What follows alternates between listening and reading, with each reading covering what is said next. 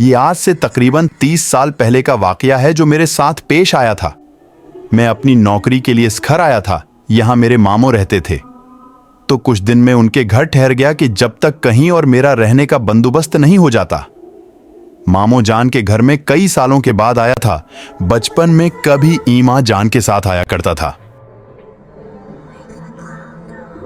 अभी कुछ दिन ही गुजरे थे, नई नई नौकरी थी, मैं उसमें उलझा हुआ था।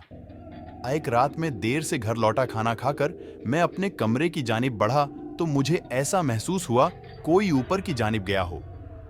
मेरा कमरा जीने के सामने था और ऊपर एक कमरा था जो बंद पड़ा था। मामों ने मुझे पहले दिन ही वहां जाने से मना किया था, क्यों ये नहीं बताया था। मैंने भी ज्यादा ना पूछा, मगर इस वक्त कौन गया होगा वहां, ये सोचकर मैं ऊपर चला गया। कमरे के बाहर पहुंचा था कि अंदर से मुझे किसी के हंसने की आवाज आई। दिल बुरी तरह धड़का। फितरी तजस्सुस के बास मैंने दरवाजा खोला। अंदर कोई भी नहीं था। मैंने नजर घुमाकर चारों जानिब देखा। कमरा उर्सा बंद रहने की वजह से गर्द आलूदा हो रहा था। आवाजों को अपना वहम जानकर मैं पलटने ही लगा था कि मेरी ममानी ने मुझे पीछे से पुकारा। मैंने चौंक कर देखा। मुझे हैरत भी हुई कि वो कभी सीढ़ियां नहीं चढ़ती थी फिर ऊपर, मगर उन्होंने कहा कि मुझे ऊपर आते देखा तो मेरे पीछे चली आए। मुझसे पूछा तो मैंने बताया कि मुझे लगा कोई यहां आया है, देखने चला आया। खैर, मैं उनके साथ नीचे आने लगा।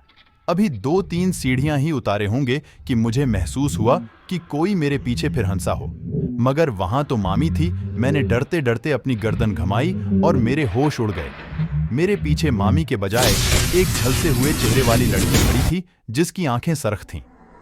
खौफ से मैं सीढ़ियों से नीचे गिर पड़ा। वो आहिस्ता आहिस्ता मेरे पास आ रही थी। मेरी आवाज हलक में ही रह गई थी। बामुश्किल में चीखा तो मेरी आवाज पर मामी और मामू अपने कमरे से भागे आए। मेरी हालत बहुत गैर हो चुकी थी। मैं नीम बेहोशी में था, मगर मुझे वो लड़की अपने सामने महसूस हो रही थी। मामू शायद समझ चुके थे मुझे क्या हुआ है। उन्होंने मुझ पर दम किया और अपने कमरे में ले गए। कुछ दिन बाद जाकर मेरी हालत बेहतर हुई। मैंने उस रात का तमाम हाल कह सुनाया तो मामू ने बताया कि ऊपर बंद कमरे में आसीब हैं, इसलिए वहां कोई नहीं जाता, मगर वो किसी को नुकसान नहीं पहुंचाते। तुमने शायद वो दरवाजा खोला होगा, इसलिए तुम्हारे साथ ऐसा हुआ। इसके बाद मैं जितना वक्त भी उनके घर रहा, कभी जीने के पास भी खड़ा नहीं हुआ।